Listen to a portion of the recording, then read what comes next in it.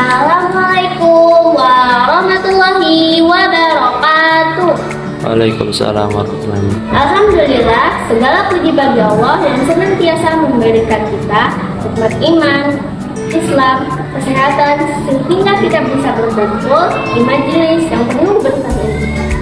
Salawat dan salam kita hancurkan kepada junjungan kita Nabi Allah Muhammad SAW, beserta keluarga, sahabat, dan seluruh umatnya yang senantiasa mengikuti petunjuknya sampai akhir zaman. Hadirin yang dirahmati Allah, kenapa kita merasa hidup ini gelap? Kenapa kita merasa bingung atau tidak tahu harus kemana? Seolah tidak ada harapan. Sesungguhnya dalam kehidupan ini ada saat-saat di mana kita berada dalam kegelapan, baik itu karena kesulitan, kesalahan, atau bahkan karena lingkungan yang penuh dengan keburukan. Namun Allah Subhanahu wa Ta'ala berfirman dalam Al-Quran, Allah adalah cahaya langit dan bumi. Quran Surat An-Nur ayat 35. Ayat ini mengajarkan kepada kita bahwa ketika kita merasa berada dalam kegelapan hidup, solusi terbaik adalah mendekat kepada Allah Subhanahu wa Ta'ala. Dia adalah sumber cahaya yang akan membimbing kita keluar dari kebingungan dan kesesatan. Pertanyaannya, bagaimana menjadi cahaya di tengah kegelapan? Ada 3 cara utama agar kita bisa menjadi cahaya bagi diri sendiri dan orang lain. 1. Menjadi pribadi yang jujur dan beramanah. Nabi Muhammad SAW dikenal sebagai Al-Amin, orang yang terpercaya.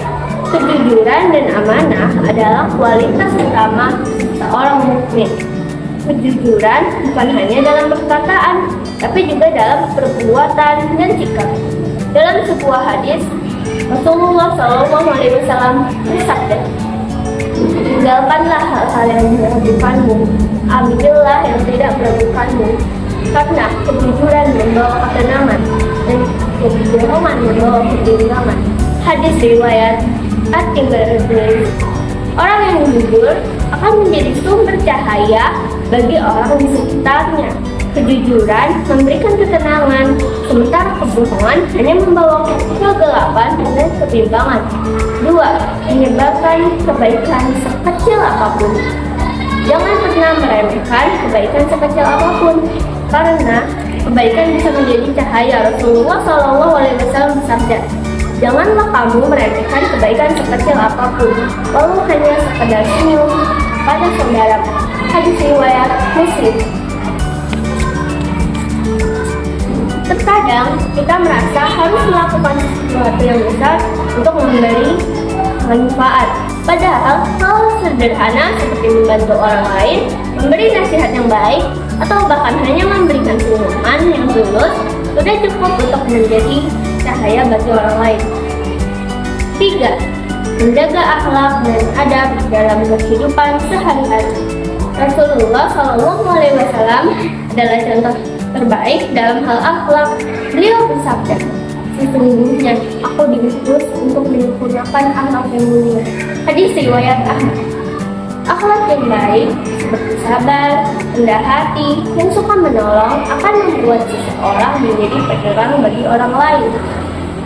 Coba bayangkan dalam sebuah keluarga, jika seorang ayah memiliki akhlak yang baik, dia akan menjadi contoh teladan bagi anak-anaknya. Dalam masyarakat, jika ada seorang yang dikenal baik akhlaknya, dia akan menjadi contoh inspirasi bagi orang lain.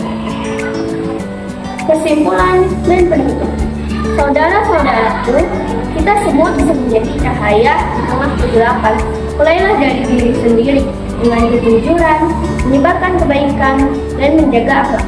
Meskipun mungkin itu merasa kecil seperti lilin yang terbakar, tetapi cahaya kecil itu bisa menerangi orang di sekitar kita. Mari kita renungkan firman Allah dalam Al-Quran.